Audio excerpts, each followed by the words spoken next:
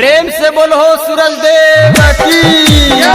Sheikhpura films recording studio रिहिंदा चौक।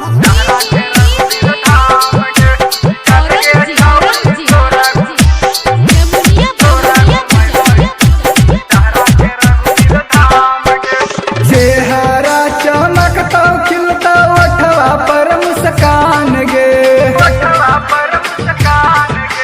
चेहरा चमकता खिलता ओठवा पर मुस्कान गे। चल गे छौड़ी तोरा घुमै डहरा के रघुवीर धाम गे। चल गे छौड़ी तोरा घुमै डहरा के रघुवीर धाम गे। जिला जवार में होबो उनकर बड़ी नाम गे, जिला जवार में होबो उनकर बड़ी नाम गे। चल गे छौड़ी तोरा घुमै डहरा के रघुवीर धाम गे। चल गे छौड़ी तोरा घुमै डहरा के रघुवीर धाम गे, डहरा के रघुवीर धाम गे। चल गे छौड़ी तोरा घुमै तोरा घुमै डहरा के रघुवीर धाम गे। Music by Sheikhpura films. जय घूमले वीरा घोवीर धाम गे छौड़ी, तू जिंदगी भर रखनी हमारा याद गे छौड़ी। जय घूमले वीरा घोवीर धाम गे छौड़ी, तू जिंदगी भर रखनी हमारा याद गे छौड़ी। मुंड हो तो फरेश करनी कदरी ताला में सलाम गे।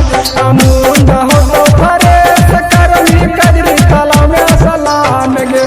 चल गे छौड़ी तोरा घुमै डहरा के रघुवीर धाम गे।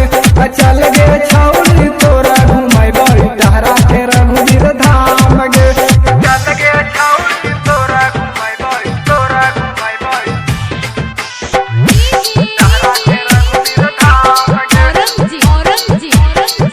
के रघुवीर धाम गे।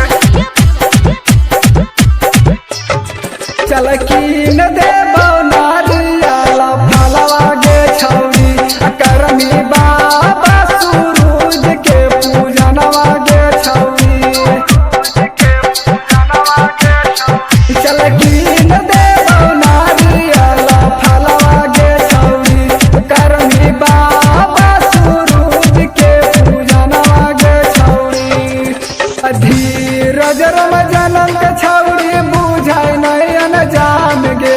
धीरज रम जनम के छौड़ी बुझाय नहीं अनजान गे। चल गे छौड़ी तोरा घुमै डहरा के रघुवीर धाम गे। चल गे छौड़ी तोरा घुमै डहरा के रघुवीर धाम गे। शेखपुरा फिल्म्स